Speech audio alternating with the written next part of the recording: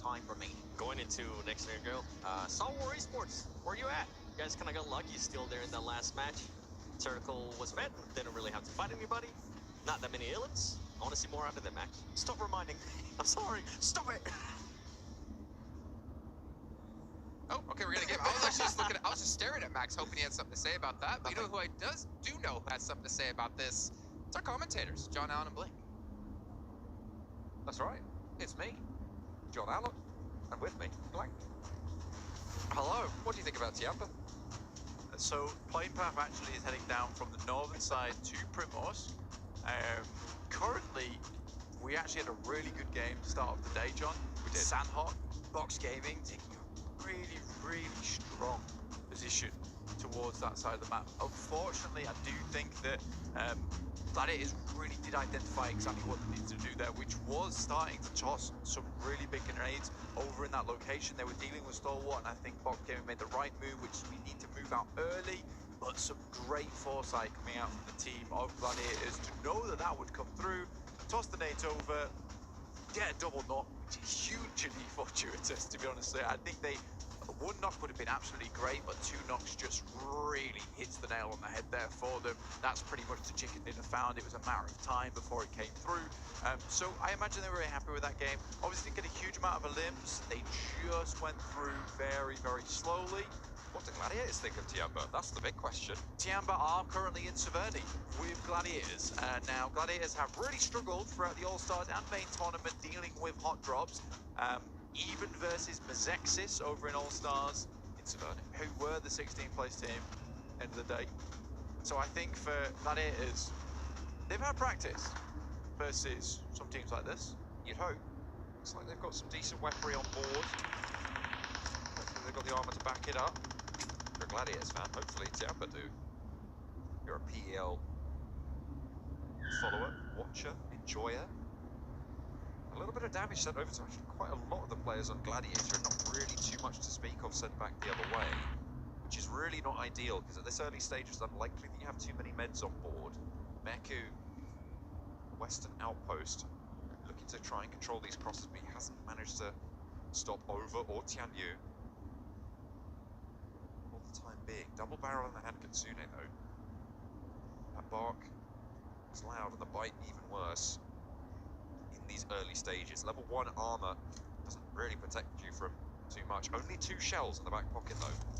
And only 25 rounds in the M16. Thinking about what they want to take here. And they do need to take this pretty swiftly because they want to get looted. They want to move into this later game. Yeah, Kitsune's gonna have to start loading that shotgun with cutlery at this rate, but Tiamba over, already down to 60, comes out swinging with the UMP. The PPP zone also in play from Kitsune. Max will be happy about that one. Nade in, Thematic, Vector on the back, got the AKM as well, it looks like. As well over the shoulder, but a lineup is good. Low on the ammo and an aid to respond. Gladiators picking through the pieces of this fight. Kitsune spends both of those shells to get the flush onto Tianyu. And allowing the res in response. Tixi in a position to get res. 15 rounds. The ammo is a real issue here. Meku taking an isolated 1v1 with Ren from Tianba. Another knock sent over to YDD. Tixi still down.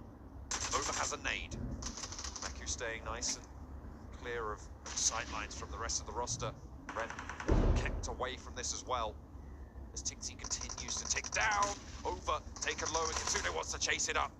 Good news for Gladiators to be able to find both of these team players. Ren, now last standing, still embroiled in the scrap with Meku around the side. The PP Bison has a big magazine blank, but the AKM's going to have a little bit more firepower, maybe wanting to swap for that. Meku still low. The Gladiators can now turn their entire attention over to Ren. A real unfortunate fight there for Tiamba. Gladiators really just knew exactly what they wanted to do in this situation. They've taken it slow, much slower than we usually see them take these fights. They're quite chaotic in these situations. I did love the grenade though, and that truly was a knockout. Basically went down more to the black eye from the nade in the face than the actual explosion. Matic found himself a bunch of ammo with this Vector. 183 remaining. Wow. Yeah. Pretty happy more than likely will assault the position from all angles. They might take a knock or two, but should be able to get this done if Ren doesn't have an absolute big say into this. Okay. They all manage to get up the stairs. Kitsune goes down. They take another knock, but they get 4 points. They get a northern position on a circle that has shifted out their way. The question is, how long is it going to take them to get looted and prepared for their next maneuver? Because Alpha 7 are now starting to come in from that western side. Box from Yasnaya might start to shift around, as will Alter Ego, and Falcons even further east. What? Where'd that buggy come from? Well, Solar seems to have found the bouncy part of the land. Not sure how that works, but grass and soil made jello in this location. 5 Flux averaging 3.33 eliminations on our angle. One more after this one as well, and another. Treating you to 3 angles total.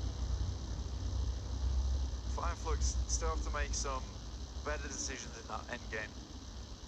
Right now, they're just freezing up, man. Getting the old freezes towards the end game. Not Fireflux. Freeze Flux. Right? Exactly. They need to fire thaw themselves out at the end game. Because they are not fire flawed. They could be fire perfection. If they so wanted to be. Just gonna let that sit. Needed to rest. That is for sure. Oh dear. Well, let's hope they make better decisions than that in their end game, because that's what we're going to be looking out for. What do you mean? That's fantastic. Coming into minute 15, they have shunted up towards that north side of the river, so most teams actually looking to make that decision now. Actually, you've got Geek making a same choice to move up past Rossok, D plus Kia as well. Maybe look for an outpost there on the northeast side of Rossok. Yeah, a lot of teams actually heading up towards the north side of the map at the moment. D plus Kia no longer harassed by Geek, by Twisted Minds on their eastern side. The 5 Flux who will be heading directly into close quarters combat with Geek themselves. Alpha 7 moved up towards northwest edge of shooting range, just outside of Severny. I think a couple of players from Gladiators actually have sightlines over towards the Alpha 7 team, or just haven't quite spotted them as of yet, but they are pretty much under the nose of Gladiators. Hopefully they can sniff them out soon, because that is certainly a threat that will spell disaster if left unchecked. Box Gaming up towards that northeast side of the lake. Nice flat land around that area. Sightlines down towards the southeast. So realistically, their big threat will be Alter Ego. They pass through Yasnaya. Quite split at the moment, though, I'd say. Potato scouting south. Very, very split, as you say, from the rest of the roster. Going through the Yasnaya fields. I mean, maybe they're looking to check out fuel station. That is Crazy. This is a really unkind circle for a lot of reasons, right? You've got a lot of teams who have decided that they want to go north, but it's still very much possible that this finishes in Yasnaya Fields ending, right? So those bridges become prime real estate. Box Gaming's outpost position, really, really solid for them. I think that's crazy in different things, sadly. That's crazy in the fact that right now Tony K is 1,500 damage ahead of anyone else, and also Vampires have the top 3 highest eliminators in the lobby right now. Crazy. Which is really big. Also, the circle is pretty unkind. Again, that river is always a bit of a problem, but I think most teams will just congregate around these areas. There's a lot of positions at this side of the map, but you can play the ridge sides, get some high ground to your advantage, get some of these compounds. This is a very typical compound. The Vampire is currently playing the 3-story, one of the few in this area, in fact. Obviously, it's a little bit further down in terms of elevation, but made up the fact that Schweppes could get on the roof and have a peek out, pull out the telescope, get an idea of what's around them. In the meantime, this will give more time for teams in the lobby to head over. Gladiators have yet to push in. I'm cautious of Alpha 7, who I'm sure they noticed are around their area earlier on, John. But I like Fireflux's position. I think they have pushed it a bit further than we've seen before. which is really important. You've got T plus Kia right next to the bridge as well in a really solid spot.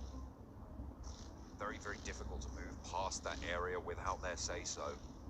Unless you're just going to crash straight into them and try and take their compound, it's pretty hard to move around.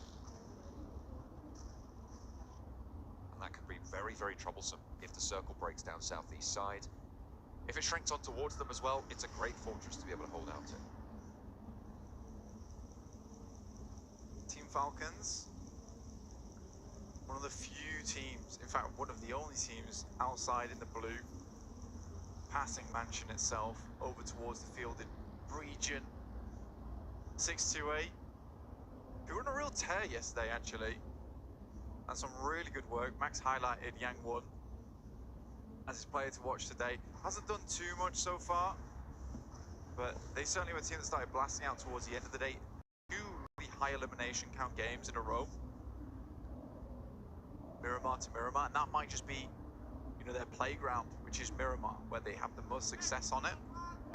But we'll see as we head further into the match. Gladiators doing, oh, Matic, they've got overconfident after their last game. I hope not. Matic's leash has been completely let out. The circle does isolate a little bit to the northern side now, Blank, so these teams all playing up towards those Yasnaya fields going to have to make fast moves. Stalwart, Twisted Minds, DRS, Reject Tokyo, 628 as well as Falcons. I mean, they have so few choices, few options in their arsenal to move through, and all of them are very, very dangerous. Yeah, the pizza slice, man. An interesting place to finish. I think if you're Fireflux right now, though, you do have a big responsibility for the West. A lot of other teams are relying on Fireflux to actually take down the teams who are floating through that bridge. But yeah, you're right, there's really not a lot of opportunities to get through. This is one of those weird circles where there's Rozhok Bridge, there's Yaz West Bridge, and there's also the offshoot just underneath Stalwart. But these are all very side of Fireflux. They regroup. Now Seyden will have to face off against Easy, not able to do it. The crash starting well for Twisted Minds here. They managed to get a knock on the opener. Satan falls next as well. Only Rolkis falls in response. And now it's just Fabian and Osal to try and keep themselves in this one. But Twisted Minds have other ideas. Rolkis down and flushed. Dammy also knocked, but with Fabian out of it, the heal needs to come through for Forest. Has that first aid, not really too many stims to worry about. Fireflux are chiming in as a third party. Vampire have rolled up close as well. Not right into the fray. The Forest descends from the top. The attic was his respite, but no longer will it be. Twisted Minds with a blinder of a push onto D plus Kia's compound. Yeah, Fabian there tried to help the rest of his team, and in the end, do it with Forest trying to blow the dust off the books, but eventually those books were placed back in the attic to rot away. And we'll see D plus Kia again in the next game, but not here. For the Korean team, this is a sad start to their tournament indeed. The main tournament here at Pmwi. Vampire, under all that chaos though, we're able to get far in towards the circle. In comes the Infinity action, takes down Bensu. The big damage dealer. Ferrari though, definitely stepped up on that last game. Immediately sitting for the res on Stalwart north side. Important to stay as 4 when you're pushing towards the Gladiators' position. Nerzed rolling forwards in the UAS, but Toppers got taken down as well. That is really bad news. The backstop for the roster to bring up the rear of their rotational path. Icy and Action both needing to force those heals, and Top really flagging now. The zone closing, heading towards the point where you cannot get these reses. And with Nerzed falling as well, Gladiators might have just isolated the entirety of this north side. Yeah, Nerzed goes down. An unfortunate start for Stalwart as they get caught up in the action on that side. Gladiator split was pretty crazy. Maybe they sent Matic up towards Stalwart side to ensure there wasn't a really wide ramp, and I can kind of agree with that one. And I think it's one of the situations where you see Matic go wide and you think, oh my god, he's never coming back. He's never coming home. So this instance does return. And they did see that there was no one wrapping hard around Stalwart, so continue to play this northern side. It's been working out for them. GK though, finding 628 Sunan. The M249, heavy weapon. In comes Delta from DRS though, getting a little bit of scouting done, and Killer to move in. Maybe they want to try and third party here. Gladiators still aware that there's two players out in the zone. Get a replay of Action taking down Rez onto Icy there. They might have to do the same now, but unfortunately with the blue zone as it is, it's just not going to be possible. The Gladiators, they want to finish the job. They want to get that final elimination, but Action doing his best to deny that opportunity. Moving over the hillside, Matic and Tixie all trying to just be a hasty position. And they can spot Action, but he's out of the blue zone. It's safe for the time being, but for how much longer? That is. They're looking to push further down. Alpha 7 have found themselves a pretty neat little spot. First time in a while we do see Fireflux towards these later circles, towards the center as well. I mean, we kept praising them how well they have controlled late game circles, but they have huddled far too much as of recent. And on our map as well, you can just see that they are practically on top of each other currently. Alter Ego is making their wrap over the lakeside. They passed Box Game, they were able to make it through, and they were on a really difficult rotate from underneath Yasnaya. The fact that they've made it, it's pretty decent. DRS, once again, they make a good rotate, but it's this push into the circle itself, which feels a bit difficult. Action gets taken down from Stalwart. A great shot from Rosemary to finish things off. And Sarah actually opens up towards DRS. And this is what I'm talking about. They just cannot find their way into the circle. Even versus a team like Reject Tokyo, just not as free as it was over in All-Stars. They put themselves on the starter block for a good sprint, but they missed the starting pistol, and they just don't have that power to push forwards. They're left a little bit behind. Falcons get overwhelmed a little bit there by Box. Ooh, Sarah is into the fray, but Killer, Retribution on the bumper as he sails straight on through. Picks up the frag as well. Now just Lufa from Reject Tokyo. Yeah, this is the thing, man, as well, is that if DRS had 4 killers, this would be a very different story, but he is really the one keeping this team glued together. 628 with the 3-man buff so far, but they performed marvelously well with yesterday. Maybe this is it. Maybe they'd have to take a little bit of damage before they could be pumping out some of their own. Nate goes over towards DRS at the moment. Yang 1 also out the side, and 33Z should be placing this nade just right. Spray from 33Z.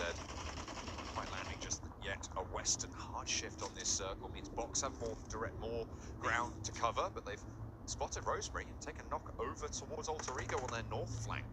They can start to move along this coast should they want to, or just send straight into this engagement with Alter Ego. They're trying to change their minds on that. Yeah, it's a difficult run now for a lot of these teams as we head over towards very flat ground. It's one of the more interesting finishes over towards this side because of the amount of trees that are involved. Games are quite interesting. Tixie, though, able to take down Lufa and get the res. Really important for them. A lot of times their games go downhill as soon as they take that first initial knock. They get instantly flushed a few times. Even Kitsune finding 33Z as well on that northern side. And Tixie's bagged them a spot. Nothing amazing. It's not a full apartment, it's a shack, but it'll be better than nothing. And not too many teams are going to look for that full north wrap. I mean, Alter Ego, probably the only team that can do it. Alpha 7, not going to leave their position for it. And Box have been kind of boxed in their position, forced to go for a full fight, probably with Fireflux, playing as 3. So potential relative safety for Gladiators on their northwest side as DRS are finally dispatched on the west. Octa from Alter Ego. Slipped down the ranking so far, down to 51 points. I think they'd like to change that, considering they had a great start yesterday, and Rosemary opens things up with a nice bouncer of the 1G, but Gosu, goodness! Some great shots as he scans the open ground. Third party from Fireflux as they spot Kwang Ji to take it down. Duck and Gosu now riding in the buggy. Full broadside onto a lot of players here. This is a mad dash from Box to try and get out of dodge. Strong wants to get in a vehicle soon, I'd imagine. Try and back up his teammate. How has his team managed to move forwards and not get shot out there? That was a impressive dash. A little bit harder the second time around. Out Alter Ego, move in parallel. Falcons a little bit behind. Gonna be beaten to the punch there. Alter Ego being taken apart here just a little bit. A lot of damage pouring out their way, but they have got to the shack and they have got to that cover. Yeah, Alter Ego certainly suffering some scrapes here and there. Pull out the old band-aids, get those covered up. Doctor gets back inside, get back up to pretty happy health pools. Fireflux really have not got involved too much on any of these engagements. We complain about all the time, because we are complainers here on the casting desk. Oh yeah. I would like to see them take some more shots here, because right now they seem to be taking damage, not dealing much of anything. Tixi also takes a shot of his own. That's from Alpha 7, who have bounced some really good shots over that way, even picking up Metcube. Senatexa will finish Tixi in the process. Fireflux have now started to hit some shots of their own over towards Team Falcons. Trying to keep them at bay as much as possible. Next circle to shift. Alter Ego with 2 players on the floor, Fnatic and Potato, trying to keep them in the game. Twisted Minds are eliminated in the meantime. Rosemary close to Fnatic, but Trong is there as well.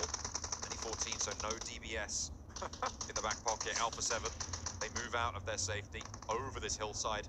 Should be able to clean up this third party relatively easily. Duck spotted as Senatexa unleashes the entire mag their way. Doesn't get the knock for it though. Nade over the top to the position, looking for a final blow to be dealt. Duck does get knocked. I think that's coming through from Vampire, who are playing from the southwestern side. They're still alive, by the way. We haven't really talked about them much, Blank, but tournament toppers, Vampire, just keep going.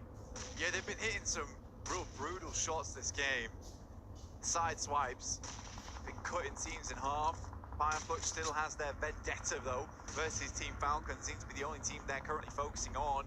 But Alpha 7 takes down Box Gaming, and it's a sad and sorry state for Box to find themselves in, because 1 minute they're looking at an injured, very much injured Alter Ego, and from the smoke does not emerge Alter Ego. It's Alpha 7 at full HP. Kitsune tries to take some shots, where Alpha 7 are just moving in. A nade's dropped on the side here, but it looks like they're going to head over towards Matic's position. He's doing a good amount of damage to the process. Mafioso very low.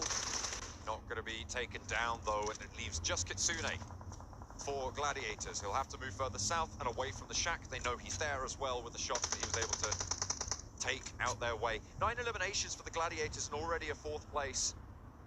So a very good result. It started off very hectic for them as well, so they were delayed in their leave from Severny. Alpha 7 were able to move past them, in fact, earlier in the game. Yeah. Take that position that maybe could have been Gladiators. I mean, Alpha 7 play a very similar play style to Gladiators, right? They're both sweeping teams. I think at the moment, if you just look at Alpha 7, though, the confidence is through the roof for these guys. And they just have these players with mechanical skill to back it up. And Gladiators are making the right decisions a lot of times, but I just could not see Gladiators taking that same push over towards Box Gaming, leaving Revo behind there as well for this off angle. I mean, it's great information gathering they're pushing through, and great manipulation of the lobby, which is the main thing. But Vampires, you see them in a circle like this, you see the split come through like this, you think it can only end with a Vampire taking more names off their list. Sune giving up the ghost on this one. I think they'll take the 4th place with 9 eliminations. Off the back of a chicken dinner as well. Gladiators have had a very, very good start to today, exactly. Right, they have put themselves very much back in the conversation for the top of the tables, but with Vampires playing as they have, I mean, it just seems so hard to catch up to them on those overall tables. Yeah, the Vampires are just crushingly difficult to play against a lot of times. They just come into Pmwi with this attitude that everything is theirs to take at the end of the day, and you see it with the way they play these end games. Stone, though, again, really nice angle on the back. Schweppes goes up to meet him. Ravenclaw and Tony K up front. The circle heads over towards this western side. Fireflux still have not moved. And I need to get through to customer service for Fireflux because we have the same problems every single time. And they get lost at this point. I think someone needs to provide them with some kind of GPS. I mean, they are in third place with 5 eliminations, though. So this game, not a bust for them. As much as the mistakes that they seem to make. But they were here very early. This Exactly, yeah. This is, as you've highlighted rightly so many times. They won't be punished for it this game, but that doesn't mean it wasn't. It was the right play necessarily. Yeah, because they were just sat inside this building for a long, long while. And this is the first time we've seen the circle go away from them. What do we immediately see? Fireflux's health bars start to dwindle and diminish. Now, this is a fight I do want to see, though, is Vampires versus Alpha 7. This is going to be one hell of an engagement. Oh, it's 4v4. And that's them down. Revo picks them apart. That was disgusting. Can't be doing that. It's a one-man army. Not live on broadcast. Unacceptable behaviour. But Fireflux smashed apart to pieces. And now Alpha 7 have 9 points on eliminations. Vampire with 7. This Pitched is warfare between two titanic teams. Yeah, it's such a cool finish as well because both these teams, yeah, macro-wise, they're very good. The strategy is there. But we both know that these are mechanically skilled players. And putting them head-to-head in this kind of terrain, where it's just whoever can make the best play, whoever has the best gun skill, just takes it. And we'll get the chicken dinner. I mean, this will really say something. And for either side, knowing that Alpha 7 is only a little bit behind Vampires at the moment, they can beat Alpha 7. You know, now they have even more confidence. They feel like the kings of the lobby. If Alpha 7 can beat Vampires, then they suddenly feel like, you know, there's a chance now to dethrone Vampires from their current position. I really do feel like this is 1 in 1,000 games you get to see this type of thing. The circle doesn't really favour anyone as well. It's Yeah. not like it's just given it. There is a lot to prepare here. Quite a few smokes left. Alpha 7 are looking to make their move as well. You can see that train starting to extend from Ravenclaw's position. Allowing them to move forward a little bit. Mafioso has that little ridge that you can see Stoned is having the vision blocked by. And it is these inches now being taken by Alpha 7 first that could give them the advantage in this fight with Vampire. Yeah, that tree is real important. Mafioso takes a big hit. I might give time for Ravenclaw to stand up and actually get the long lob on the grenade over towards the tree. More than likely, where Revo is headed towards. They want Revo up close and personal. They know that you put a shotgun in this guy's hands and it becomes one with a shotgun. Let's put it that way. It's an extension of his own body. I think Alpha 7 have marshalled this terrain better over the last 30 seconds. With Mafioso breaking out as wide as he has, they now have their strong, solid position in this circle. I like the spot better than I like Vampires. I think they were close enough to the type of terrain that allowed you to move up a relative cover, but wow, Tony K! What a shot, that's so important, that's the off angle. Really incredible play, and he's actually going to move around in the buggy, reposition instantaneously. That is so mega. He moves to the other side, understanding the off angle's gone. Now him and the rest of the team can focus on the main squad. The great Stormzy once said, way too big for your boots there, Mafioso. Gets sat back, humbled on the off angle. And what an opener to find for Tony K on Vampire. They started the game for Alpha 7 13 points behind. It's not going to change too much on that differential here, but an 8 over the top and Revo's next to fall. Ravenclaw wins his trade with Carrillo, and the Vampire squads bite back from the marshalling of the terrain. Humiliation! The last to go down, 11 eliminations, and that was a masterclass of open terrain warfare. Alpha 7 move through, they establish their lines, they get their positions, but at the end of the day, Blank, you called it. Gun skill.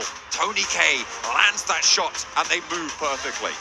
What an incredible addition to this team, Tony K.